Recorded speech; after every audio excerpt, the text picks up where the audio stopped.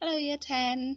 I have another video lesson for you today when you would have had a double lesson with me. So I've got 2 hours, well, just under 2 hours work for you to do today.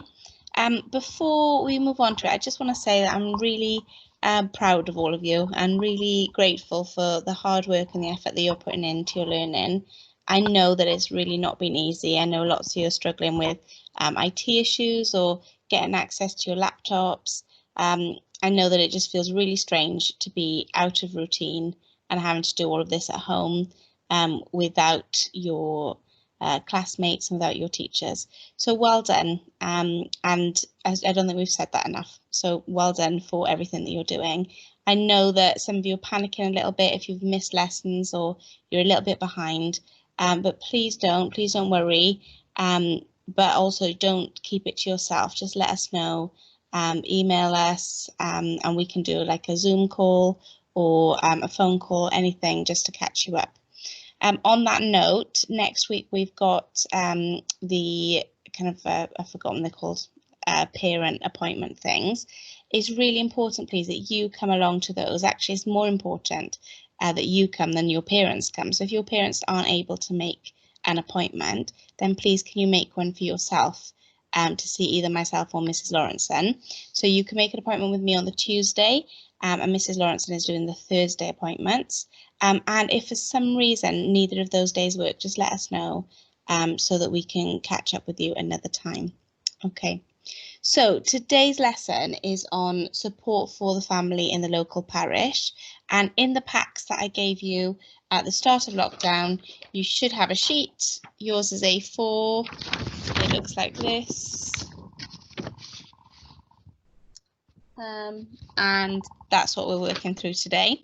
Your lesson on Monday was on the same topic, and you had a look at the books in the pages in the book for that one. So thanks those of you who have sent me your notes on that already, and hopefully today's double lesson will help you just kind of consolidate everything that you learnt then.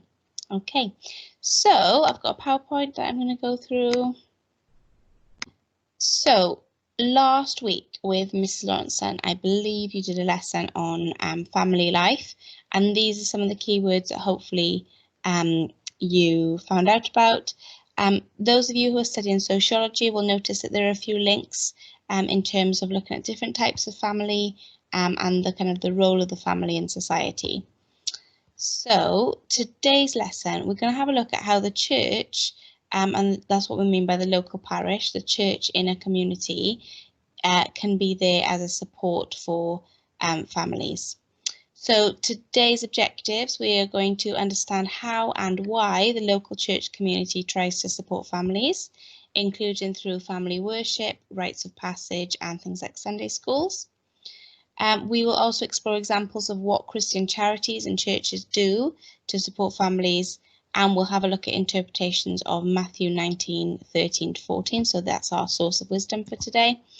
And we will also evaluate the importance of the church in supporting all the families in its parish. So does it actually do what it sets out to do? Does it make a difference?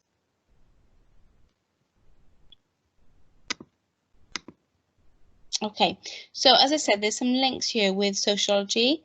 Why do families matter? What's kind of the aim of families? And there are lots of different functions that a family provides. And that is things like care. So care for sick, elderly, or very young people. The family is there to provide support, whether that's emotional or physical. Family provides a sense of identity and belonging to something, whether that's a shared historical identity or a legal identity or a belonging based on, I don't know, things that you enjoy doing together.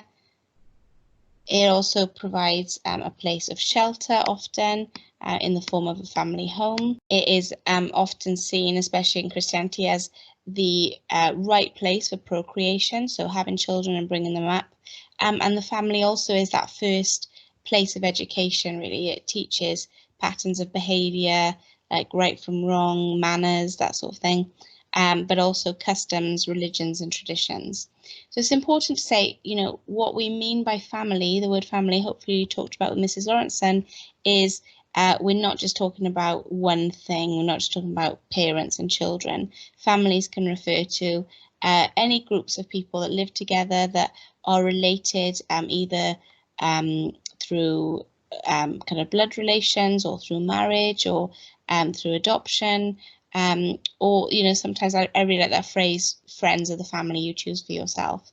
So it refers to a close-knit group of people, but often of different generations. So we could be talking about kind of people your grandparents' age, your parents' age, you, children younger than you. So really, we've only got one useful term for today, which is rites of passage, and I think you've probably already written that down. If you haven't, please pop that in your notes. And what we mean by rites of passage, note the spelling of the word right there. It's not like writing a book, and it's not like going the right way. It's rites, R-I-T-E-S, which is events, so special events that mark key stages in a person's life. So the first activity I'd like you to do is to do a little timeline like this one. And I want you to think about the significant moments in a person's life from their birth all the way to their death. So what are some of the significant things that you've already experienced in your life? And what are some of those things that you hope to, you expect to experience in the future? So if you pause it there and have a go at doing that. And here are some of the examples I thought of. So starting school is often seen as a big, important stage in a child's life. And then secondary school is that as well. I'm sure there are lots in between, but we might think of going off to university or getting your first kind of real full-time job as an important marker in your life. Perhaps moving away or moving out of your home, getting your first house, having children, or getting a substantial pet. I think a lot of my friends recently have got a dog, and I think that is a lot more work than having children.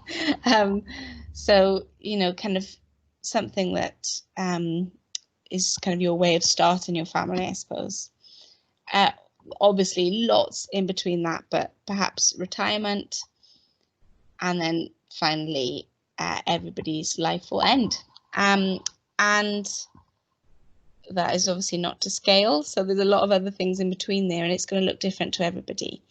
And so often we do special things, don't we, when we go through an important stage of life. So when a baby is born, for example, people send cards and presents, they visit. It's a really special thing, and of course we mark our birthday every year. People start in school, we usually mark, I don't know, with a photograph by the front door. People moving away, they're often given a party or a housewarming. Retirement is often a really big thing that people mark with a party and maybe going on a big holiday. And of course, we have funerals to celebrate the life of a person when they've died. In religions, there are often special religious ceremonies that mark these occasions. And in Christianity, there are some as well, and these are called rites of passage. So have a think before I click the next bit. What are some religious ceremonies that you know of that might mark out some of these as special events? Okay, so there are actually just four rites of passage that I think you could refer to. And the first one is baptism. The interesting thing about baptism, though, is that it might not happen in the same time for everyone. So in the Church of England and the Catholic Church, they perform infant baptisms. So baptism would occur typically within the first year of a child's life. But many Christians, for example, Baptists or Methodists, lots of Protestant churches say that baptism is something that should be done when the person has the ability to choose that for themselves. And so usually most churches would not start baptizing people until kind of their teenage years. And of course, some people may get baptized as adults. In the place of kind of baptism as an adult, the Church of England and the Roman Catholic churches do something called confirmation, which is confirming the baptism vows that were made on your behalf as a baby. So baptism and confirmation are rites of passage because they mark an important stage in your life, which is either the start of your life, which is why some people have it as an infant, but what it's supposed to represent is the start of your new life as a Christian. And that's why some people would be baptized as adults. And they're often referred to as born again Christians. So it refers to the start of a life. Another ceremony, another rite of passage that marks a significant part of life is marriage. Christians believe that marriage is a sacrament. If you think back to paper 1, or paper 1, section 3 or section 2, Christian practice. We talked about the sacraments, and there are 7 sacraments in the Catholic Church, but only 2 are recognised in the Church of England. Most Christians believe marriage is a sacrament, so the ceremony is an outward symbol, but there's actually something it's kind of really significant going on that's kind of unseen. It's a spiritual thing, and it's a really important stage of life. And then finally would be a funeral, which is not a sacrament, but it is a rite of passage, and it marks an important part of life. And of course, for Christians, they don't believe that death is the end. They believe that actually it's the start of your new life in heaven. And so a funeral is a really important rite of passage in Christianity as well. And the reason that rites of passage really apply to this topic that we're doing about support for families is that all of those things that I showed you earlier kind of come out somewhere in these rites of passage. So baptism and confirmation is really about forming this sense of identity and belonging to something. When people are baptized, either as babies or as adults, they are being welcomed into the Christian church and being welcomed into that family, because the church is seen as a big family. That's why in Church of England churches, Anglican churches, the font where infant baptism happens is not at the front of the church, but it's at the back of the church where the door is, because it's your entrance into the church. So it creates this sense of identity and belonging. And through baptism and confirmation, there's often, especially for young people or for adults being baptized, classes in kind of understanding Christian morals and values. And so that's where the education kind of takes its place. Obviously for Christians, they believe that marriage is the correct context for having children and bringing them up. And also for many Christians, because they don't live together before they're married, that is the start of creating that kind of family home and shelter and place of care. Although showing care is kind of part of all of this, that is really apparent at the end of somebody's life, when people who are elderly or sick are cared for, and then their families are cared for when they're bereaved. And that shows that support as well. Okay, so over to you. I'm going to give you a task now that should take you about 5 minutes. I'd like you to do a mind map in your notes, please. How do churches support families? So from your reading the other day, you should have some ideas on this.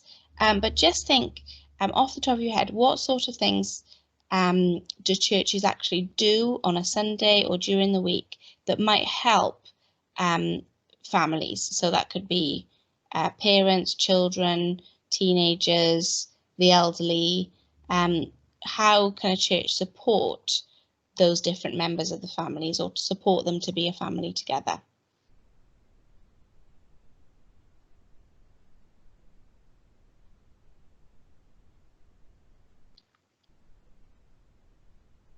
Okay, so these are some things that you might have written down, and if you don't, there's some things that you could add. So, infant baptism is one way that a church can support a family, because the church is helping them to celebrate the new life, the welcoming the baby into the world. As children grow up, if that family attends church, then the children can go to Sunday school, and that means that they are learning about their religion, and the parents are able to have some time where they're not interrupted or distracted to focus on the service. During the week, so not on Sundays, during the week, churches often run play groups for parents and children to go along to, and that provides a sense of kind of community, of not being on your own, of having kind of people around you in the same stage of as life, and that's helpful. As children grow up, they might go to youth groups or youth clubs, and again, those might run on Sundays, but also during the week. One thing I say about kind of youth clubs and Sunday school is that they're not supposed to be exclusive to people who attend that church, but especially with youth clubs, they're often open to any young people in the community who maybe don't have anything to do in the evenings, and it's a place where they can just spend time with their friends. Of course, we've talked about another rite of passage, marriage. So the church supports families through weddings and preparing them for marriage. And we've said funerals as well. But I think there's a few more things. So again, during the week, a lot of churches run coffee mornings, which are usually aimed at people who are retired, especially maybe elderly people who are living on their own. And it's a place for them to spend time together. A lot of church leaders, vicars, priests, part of their job during the week is to visit people who are sick in their parish, either at their homes or in hospital. In the Catholic Church, that's especially important because they might go and provide Mass or Eucharist in their home or in a hospital. And so that's really an important thing that churches can do to support families. And the reason that supports families is because it means, for example, if I had an elderly parent who was sick, but I was working and I had children to look after, I would be visiting that parent, but also it's nice to know that other people are as well.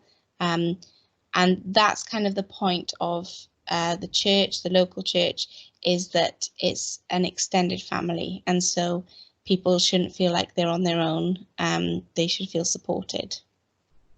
And so being part of a church community provides people with friends and a support system, and people who have shared values, or maybe going through the same things as them. And that usually means that, for example, when a baby is born, or when a relative dies, or if you're unwell, that there are people there who maybe will, come and visit you or bring you a meal, call you up, keep you company, that sort of thing. Lots of cities that have universities also run kind of student groups. I remember in year 8 we did a project about Oldfield Park Baptist Church and how it supported the local community. And one thing they ran is kind of cafes where students could go and use the Wi-Fi and do their work, but also could have like free tea and toast and just meet with other students and stuff. So hopefully that's loads of ideas. That's definitely not it. We could think of lots more, but that should help you to have a few ideas that you could use for what are the ways that churches support families. And if you have a look at the sheet that I've given you, task 1 says, give another 3 things which the local parish may provide to support the family. So already on there, it's got family worship, baby and toddler groups, help with childcare, parenting classes and family counselling. But could you add 3 more from this mind map onto that sheet, please? And it's not in the right order, but I think this is a good time to also fill in box 5, which is the big box on there, which says, do you think it would be harder for parents to bring their children up as Christians without the support of the local parish? So last time, I think you probably talked about how for a lot of Christians, they want to have a family and they believe that they should bring their family up in that religion of Christianity. And so would that be easier to do on your own, or is it easier to do it in a kind of church community setting? So using the ideas that are on the mind map, I'd like you to write down your answer and explain it on the sheet, please.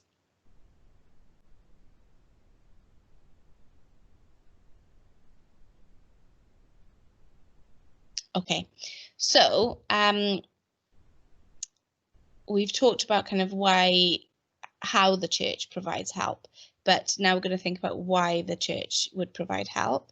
And so a lot of this is about providing a firm foundation for families to do well, but also for all of society and all of the community. And again, here's a link to sociology if you're studying that. We learned about functionalism and the idea that if families are healthy and strong and do well, then all of society does well. So the family forms the foundation of Western society, and most Christians believe that children should be brought up in loving and supporting families. I think probably most people believe that, not just most Christians. The church should be a model of family life with members of the church united like a family.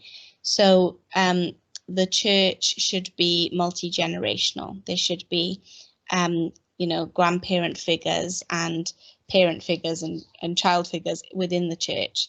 And it should reflect family life, this idea that you share things together, you care for each other, you support each other. So you might want to jot down, what ways can you think of where the church might act like a family?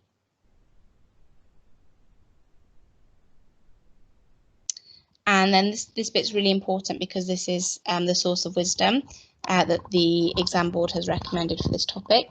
You don't need to write it down because the kind of bit that you probably will learn is already on the sheet in the little scroll shape. But we're going to have a look at it in a bit more depth than it does on the sheet. So you might need some note paper to kind of write some extra notes on this. And again, this is kind of why does the church do this? Why is it important for the church to provide this support? In the book of Matthew, which is in the New Testament, there is this story about Jesus, and there are a lot of stories in Matthew about Jesus kind of speaking to big crowds of people. So things like the feeding of the 5,000. We get this idea that there were a lot of people following Jesus by that point. There are stories of Jesus kind of having to stand on a boat and row into a lake and use that as a kind of stage to speak from. And, stories that say there were crowds around him all the time and that he often had to go away and find quiet. And in this story, it says the people brought little children to Jesus for him to place his hands on them and pray for them. The disciples sort of said they rebuked them. So they were sort of saying, oh, get away. He's too busy for all that, take the children away from him. But Jesus said, no, let the children come to me. Don't hinder them. And he says this, for the kingdom of heaven belongs to such as these.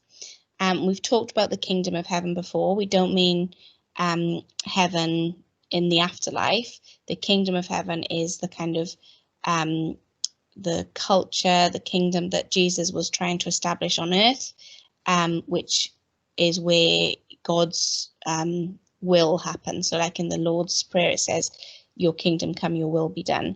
So what Jesus is saying is that in order for God's will to be done on earth, for the kingdom of heaven to come, it needs to be full of children, or the people need to be like children. And then he prays for them. So let the little children come to me and do not hinder them, for the kingdom of heaven belongs to such as these. So let's have a little think about this. You don't need to write the passage in your books because you've got it already, so that one's done. What do you think Jesus meant by this? That's quite tricky. So you could actually, I haven't written this on, you could do this in box 7. What does Jesus mean when he says the kingdom of heaven belongs to such as these? And then finally, how do you think churches apply this teaching today? What do churches do that maybe show that they're taking what Jesus says here seriously? So fill in, I've said box 2, which says give another 2 reasons why the local parish supports families. Fill in box 3, which is the fill in the blanks box, and also fill in box 7, please. So that should take you about 10 to 15 minutes, I think. Okay, so for this next bit, this is kind of the main part of our lesson today, and we're going to be doing a little bit of research. So we're going to do the first bit all together now, and then I want you to pick one more to research a little bit further. And for this, I've sent you a sheet with this lesson for you to fill in, and it's the one that looks like this, if I can find it. Okay, so you should have that sheet sent to you. So you could either print it out and write on it, or you can just edit it in a Word document. And it's got these 4 kind of charities on that we're going to just use as little case studies. So the first one we're going to look at is called Care for the Family. We're going to look at CAP, which stands for Christians Against Poverty. Those are 2 charities that have been running a long time, that are overtly Christian charities. So they say the reason they're doing it is because of their religious beliefs, but they also have a real emphasis on helping families. Then we're going to look at something called Messy Church. You've probably seen that poster on lots of churches that you walk past. Messy Church is something that happens in I think almost every Anglican church in the country, and possibly in other denominations as well. We're going to look at food banks, which are not a Christian thing necessarily. So lots of places run food banks, but a lot of churches do run food banks. So we're going to look at that as a way that churches might support their local community. And then you might be able to think of other things churches in your local area do to support families. And I thought it'd be really interesting to kind of have a think about what is going on at the moment in terms of the coronavirus pandemic and people being in lockdown. And there's a really interesting response from religious groups to that. So churches and mosques, for example, are meeting online. They do live stream services through YouTube. They do big Zoom meetings. There's a lot going on at this time that shows that churches really want to care for their communities. So let's start with Care for the Family. So what we're going to do is I'm going to show you a video, and then I would just like you to write notes from that video in the box.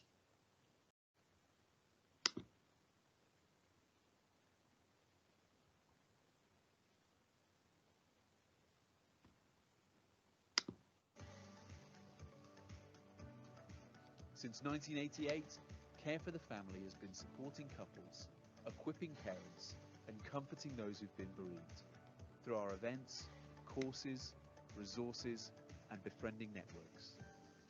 So whatever stage you're at in your family life, Care for the Family is here for you. Together, we can invest in the future of family life in the UK, one family at a time, so that every family can flourish.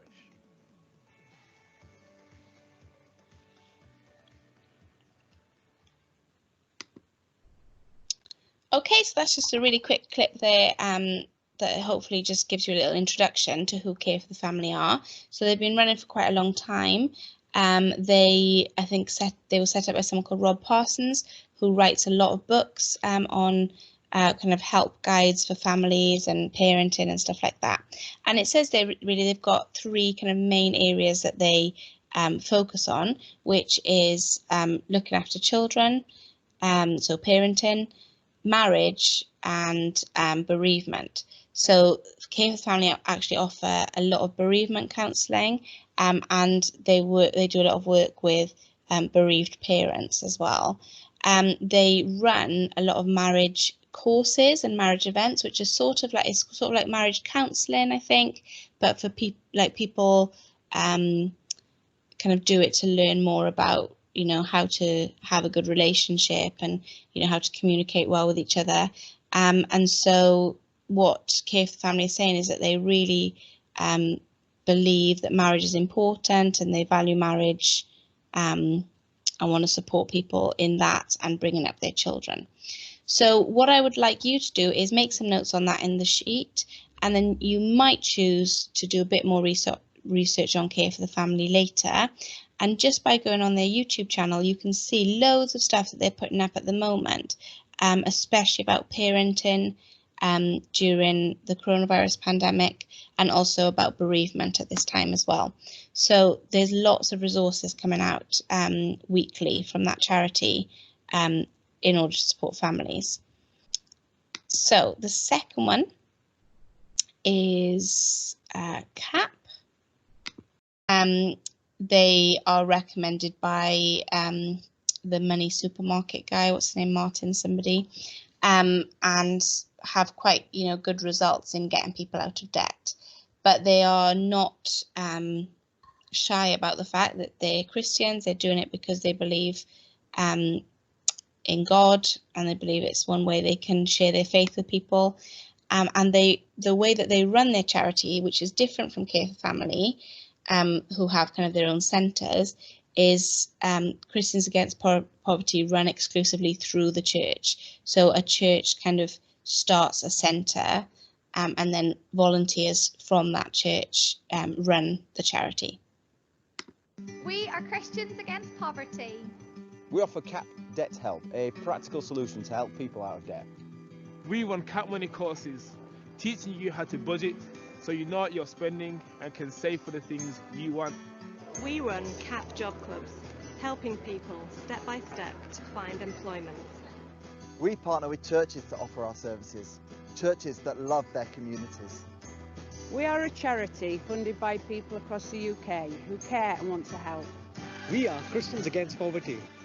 We are Christians Against Poverty. We are Christians Against Poverty.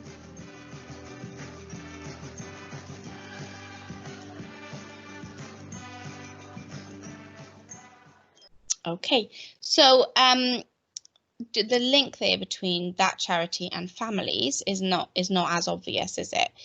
But if you have a look at some more of their videos and you go on their website and stuff, you will see that sadly a lot of people who need their help, a lot of people who are in debt, are young families, and therefore a lot of their clients are families. And that means that lots of the churches who run CAP centres, or as well as doing kind of money courses and that sort of thing, they also will run clubs for children, and make sure that they get birthday presents and stuff like that. Okay, now different sort of thing. Now this isn't necessarily a charity, but it's an initiative that most churches now are doing. Well, certainly the Anglican Church are doing these events, usually monthly. Most churches are doing something called Messy Church, and I think they call it church, but not as you know it. So this is their website. Messy Church is a way of being church that's been growing over the last 10 years or so. It's particularly suited to families, but is welcoming to everyone, especially if you've never been to church before. You can expect a Messy Church to meet once a month. It's a real extended family affair, with every child accompanied by an adult. You'll get a warm welcome, an hour of different hands-on fun activities on a Bible theme, a short celebration with story, song and prayers, and a meal together. You'll be joining about 500,000 people of all ages every month who are already enjoying Messy Church. There are Messy Churches in about 30 countries and across all sorts of churches. You'll probably enjoy its creativity, its hospitality, the emphasis on celebration and on bringing all ages together with Jesus at the centre. The bit I like best is making like buns and cookies because it's really fun and like I get to do icing and I love doing that. It gets everyone together, all the children can come together, and there's always something for all of them to get their teeth into, really. This is not church for children, it's church for church.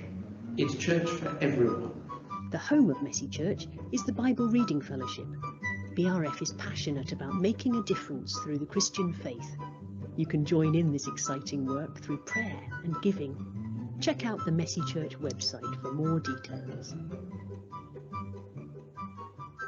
Oh, that lady's got a really nice voice, hasn't she? And she's presenting that video. If you go back to that website, so you just type in Messy Church online, you might have noticed that there's also something that says COVID-19 at the top. So that's to tell you specifically what Messy Church are doing during this time to kind of keep that going and to make sure that they're still connecting with families and with communities. So that really, although it doesn't look like worship in the way that we learnt about it, that is one way that Christians worship. They believe that kind of creating things together, doing craft, eating together, all of that can be part of their worship. And so it's not supposed to be like a club after church or anything like that. It is church once a month. That's what their service looks like. And so I think that's a really good example to use on the sheet in box 4, where it says, why do you think that family worship is important for families? So family worship is that kind of that all age element. There's something there for everybody in the family. And it's not like the adults will do it and the children will sit back being bored. Why do you think for some families it's important to have worship that is like that? Okay, finally, on the sheet I've put food banks, and as I've said, that is not, it's not a Christian thing, it's not exclusive to churches, but it is a way that lots of churches try to support their communities, and many churches run food banks or similar things to that. My name's Becky Green and I'm part of the Portage Community Church. We're here at Accrington Hall, and as you can see behind me, people are busy packing hampers. Hampers that are going to be going to some wonderful families in our local community.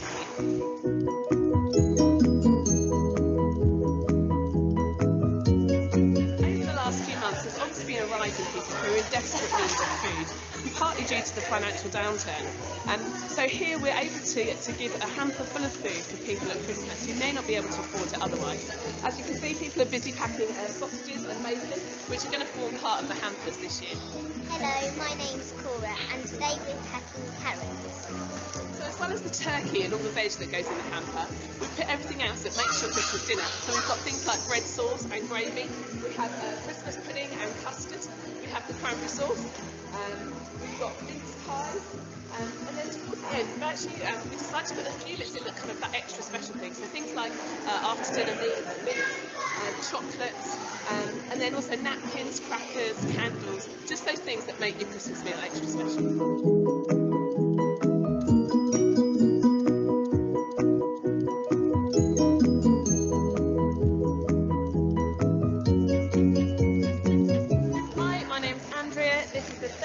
I've been involved in doing the Forge Christmas hampers. Today I'm packing potatoes with my 2 children, and later on we'll be delivering all the hampers as well. And it's one of the highlights of our Christmas hampers.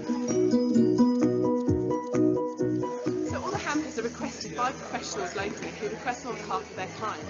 And it's a fantastic thing to be able to go and deliver the hampers to them and just to see their reaction. Most families are completely blown away by the generosity of others at this Christmas time. It's something they don't expect, and it just means so much to them. And for us, it's a real privilege just to make such a small difference to them this Christmas. Okay, so there you go. So I've given you 4 examples there of ways that the church might be involved in trying to support their local community, and especially the families within those communities. I'd like you to spend just 5 to 10 minutes more looking in a bit more detail at one of those. So going onto the website of Care for the Family, for example, and just having a look around. And the reason to do that is just so it sticks in your mind. So you've got it there as a good example that you could use in an assessment or in an exam question. And then you can move on. So we're almost done with our lesson. I'll go back to the PowerPoint. So now you should have completed this and box 4 on the sheet. And then the final thing are the exam questions that were in on those pages in the book that we looked at last week. So there's an A question, which is 3 marks, and a C question, which is 5 marks. And so what I'd like you to do today is just for the end of the lesson to answer these questions, but just to make it a bit easier and just to remind you of the structure of how we do that, I've put some sentence starters in. I've put this in because in your assessment, a lot of you were just writing kind of 3 words again for part A, and I know there's been a bit of confusion over that over the last few years, but Miss Lawrenson and I are saying now, just to be on the safe side, can you write 3 short sentences for part A? So outline 3 ways the local church supports parents. On Sundays, churches usually say something that they do on Sundays. During the week, the church might run clubs such as, and another way they support parents might be, and then you've got 3 answers. And then for the C question, which is a 5-mark one, and remember the reason that's different is because you need to include a source of wisdom. I'd like you to use these sentences, please. So Christians believe families are important because in the Bible it says, so there's your source of wisdom. This means, so there's your explanation of it. And then third little paragraph, to show families important, the church, what do they do? This supports families by, what do they do? So you could use one of those 4 examples that I've given you for that question as well. So that, I think, will be your final task, because this video is 45 minutes long and I've asked you to pause it in places. So have a go at these, use the sentence starter, so that shouldn't take you too long. And then if you have time, do the extension boxes, but the only one left is the 5-mark question. So you could leave that blank actually and come back to it when we do a revision for this unit. Okay, so that is everything from me. So I hope that's helpful. Just send me an email if there's anything you're not sure about. And if you could email me this work by the end of the week, so yeah, by Friday, that would be really helpful. Just try and scan in or send me a picture of that filled in sheet. Yeah, but you've also got that worksheet that I sent you as well. So have a lovely week. Next week, Mrs. Lawrenson will be doing a Zoom call for you.